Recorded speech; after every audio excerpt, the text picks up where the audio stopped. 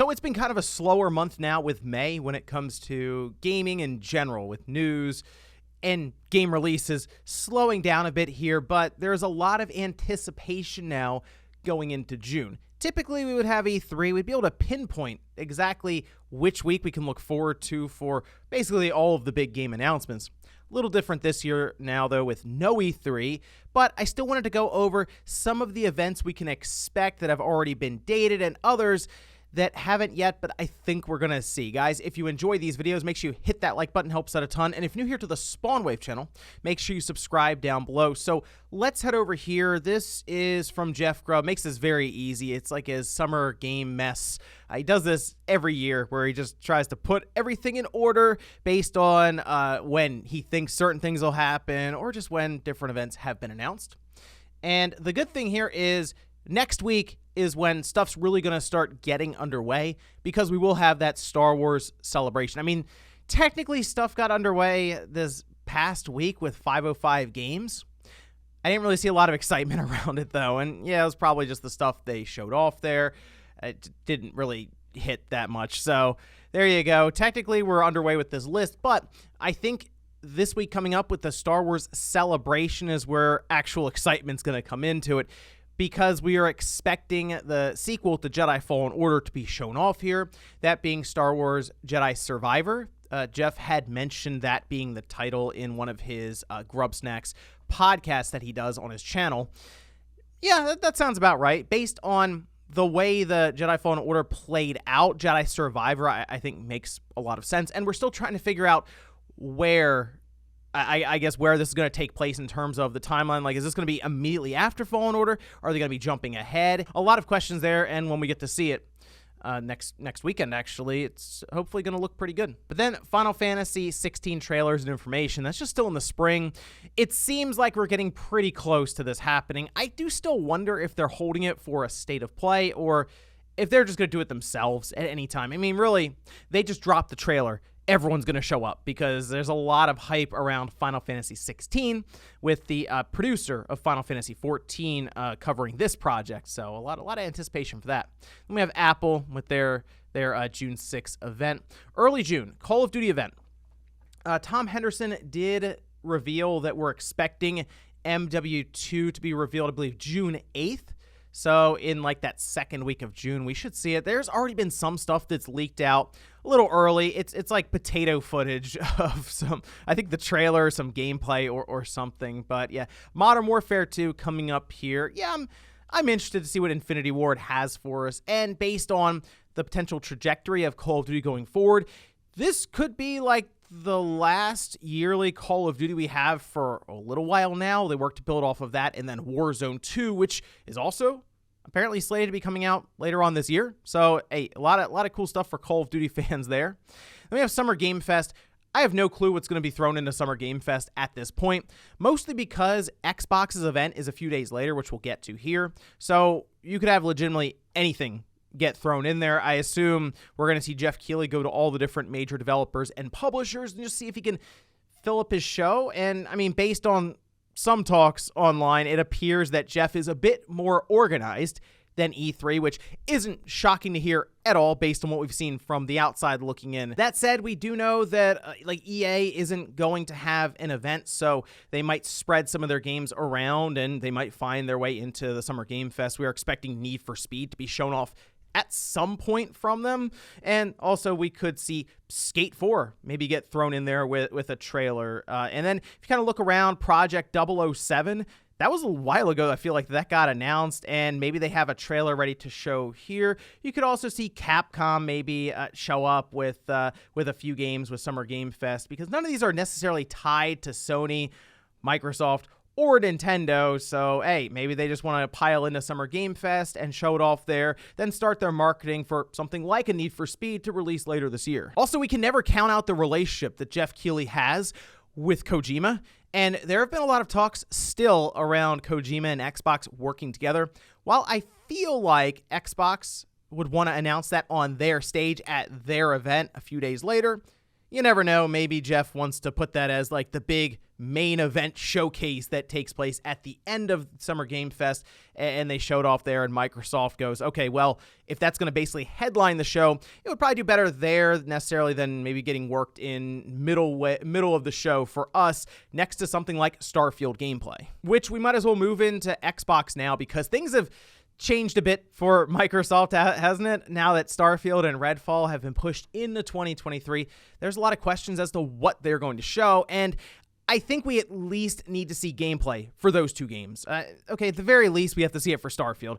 Redfall, while people were expecting it to come out this year because Microsoft had said summer, I didn't see as much disappointment as that being delayed as Starfield. Starfield was dated. It was the big game people were looking forward to on November 11th, and unfortunately, it's not going to be ready. But there's been a lot of questions around gameplay for Starfield with this new engine that they're working in, the Creation Engine 2, and how large this game is in terms of the scope. Is this just an even bigger No Man's Sky style game that's harkens back to Skyrim and Oblivion, but in space? So I really do think they need to sit down, solid 10 minutes even, and just show you how the game is played. And then from there, all bets are off. Microsoft may as well go crazy and just start showing what their different studios are working on, because at this point, release dates, windows, all this, they're just thrown out the window. I mean, even if you see one, most people now don't believe it. So just start showing games. What do people have to look forward to over the next 2 or 3 years from Microsoft? Give people that roadmap of releases to look forward to. I mean, if something like Avowed can at least show gameplay, a vertical slice, something, show that off. You could show Contraband. If you can get something together for that Indiana Jones game, even if it's just like CGI, just to kind of give an idea of the story behind it and anything there for Indiana Jones fans, that'd be really cool. And it'd be interesting to see how Machine Games is going to be approaching pretty different style game for them. See, the thing about Microsoft now, that when it comes down to predicting a showcase like this, is they have so many studios, and there were talks and rumors that most of them wanted to give Microsoft something for this showcase to present, that you go up and down the list and it's like, okay, could Compulsion Games show off whatever they're working on? Could InXile show up with their own project that they're working on? Ninja Theory is working on Hellblade 2. Would they have more to show of that game? And then you go over to Bethesda and look down their list of studios with id Software. Maybe they would be willing to show up with something. Or Machine Games with Wolfenstein 3. Tango Gameworks may have a concept for a new game. And the list goes on and on and on. So it is pretty difficult to come up with predictions for some of these studios that legit just have project names rather than the certain game they're working on. I guess in a way, though, it is nice in that we could be genuinely surprised by some of the games that they have come up with, and it being roughly 90 minutes, it's not locked in, could run a bit longer than that. Who knows what Microsoft's going to show, but at the very least, I'm hoping to see Starfield gameplay, and I'm hoping that it looks really good. Now, after this PC gaming show, I never see a lot of hype around this every year, so who knows? It could be literally anything there. But going beyond that, the other two big companies, obviously, that people are looking towards would be Nintendo and Sony. Nintendo, I think most of us have them penciled in with some sort of Nintendo Direct in June. They do it every year. Even if E3's not there, though, they don't need it. They just stream it directly to everyone, and they've been doing that for a while now, so it'll probably just be business as usual for them. But then it comes down to, what does Nintendo want to show us? Because there have been rumors around actually quite a few kind of remastered or collection projects, with Metroid Prime getting like the remaster remake treatment. I'm comparing this sort of to Xenoblade Chronicles Definitive Edition in that regard when it comes down to, is it a remaster or remake? It's going to look better than the GameCube version, which already looks really good. But then you have like a potential for a collection with Zelda titles, Wind Waker, Twilight Princess bundled together on the Switch. I believe that is going to happen. I think it makes a ton of sense with Breath of the Wild 2 being pushed into next year, and Nintendo wants to have a Zelda game basically every single year, and let's face it, we're all going to buy it again anyway. Now, we also need updates on things like Bayonetta 3. That's a big one now, because there is some concern that that's not going to make it out this year, and I'm hoping it still finds its way into October. And then we have Pokemon, which that is right now going to be, I think, Nintendo's big title for the holidays. It's going to sell a ton of copies, this being like an open world style Pokemon game. And there are a lot of questions around how that is going to flow correctly. If they say have certain gyms you want to go to, are you looking to do them in certain orders? Is it truly open world to where you can walk from one end of the map to the other, like Breath of the Wild style, I guess there. But I think the Pokemon Company would have their own direct, like, to showcase all of that. I don't know if that would actually work into Nintendo's own direct, say, in June. And Nintendo's already been doing a pretty good job filling up their year. We have Mario Strikers next month. Then we have Xenoblade Chronicles 3. Then we jump to September with Splatoon 3. And let's say they drop Bayonetta in October. Then we have Pokemon in November, and maybe alongside of a Legend of Zelda Collection, Wind Waker, Twilight Princess. And then they kind of sneak Advance Wars 1+2 Reboot Camp out the door in December. Yeah, there's something to look forward to almost every month past June. And then we come back to their online service. We expect there to be more Nintendo 64 games coming up as June looks to round out this most recent list that they released with Pokemon Snap getting added in. I think we will see more Nintendo 64 games get announced, maybe in like spurts of 3 or 4. I don't know if they're going to do as many as they did when they first announced the Nintendo 64 expansion pack. But I am curious if they will tackle Game Boy next. It seems like that would be set up to announce later in the year, maybe around that fall direct, but maybe they want to get out of the way now, drop a release date on it, and start building up that library. And from there with Nintendo, who knows? Third party is all over the place. I'd like to see one of those other impossible ports. I'd also like to see Hollow Knight Silksong, which I do believe has been upgraded to main direct status. They could close a direct out with that, and I think that would be good enough for a lot of people. And Sports Story, throw that in there too. But otherwise, third party is anyone's guess at this point as to what could show up there, other than apparently Skyrim Anniversary Edition, as that rating actually popped up in Taiwan. And then that leaves us with Sony, who is, the biggest wild card now because they haven't participated in E3. So, like, anytime they can just do a state of play or their PlayStation experience, or maybe they want to do multiple state of plays for specific games. God of War could just get its own state of play in June. They put a release date on it, and I think a lot of people would be happy with that because that's what most are looking forward to currently for PlayStation. Now, if they do want to have an entire state of play or their showcase, they could actually have quite a bit to show off here. For example, Capcom is most likely looking to showcase Resident Evil 4 Remake alongside of Sony because they have gotten the marketing rights for Resident Evil 2, 3, all these different games with Capcom, and that seems like a great place to show it off.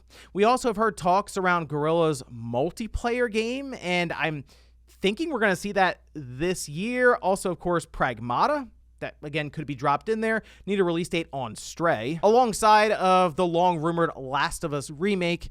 That seems like it's slated for this year. We keep seeing talks about this get thrown around online, and as weird as it is that we would have Last of Us get remade for the PlayStation 5, maybe they'll throw it into the Last of Us 2 engine with those controls, and the visuals will be better, and they'll probably sell a bunch of copies once again there. I'm more curious if they package the online into this, like a factions multiplayer, or if that has truly been in development as long as it has because it's continued to evolve and get bigger and bigger, and maybe that just becomes its own live service game with Sony, something they are really focusing in on right now after that acquisition of Bungie. Maybe that's what they want to do here with this Last of Us Factions, not release it as part of this Last of Us remake, release it as its own game. I'm just hoping that God of War Ragnarok makes it out this year. God of War 2018 on the PS4 was my game of the generation for that system, so I'm really looking forward to Ragnarok, and I'm thinking Sony would try to get it out in September. October would be the latest, I figure, because they don't typically have a lot of first-party presence in like that Q4 for any year. Usually they make room for the Call of Duties and the Battlefields and the sports games because they make quite a bit of revenue from the royalties of those games, and why put one of your first-party titles in proximity to it? So September seems like a good month for God of War, but they'd want to get that release date like announced here pretty soon, and that's one of the reasons I'm looking towards June for them to do it. But with Star Wars Celebration coming up soon to kick this entire list off, it sounds like it's going to be a wild couple of weeks, certainly a wild month with June, and I'm looking forward to the chaos and all of the game announcements and surprises and everything. Sure, it's not going to be as consolidated as it typically would be with E3 spanning 1 week,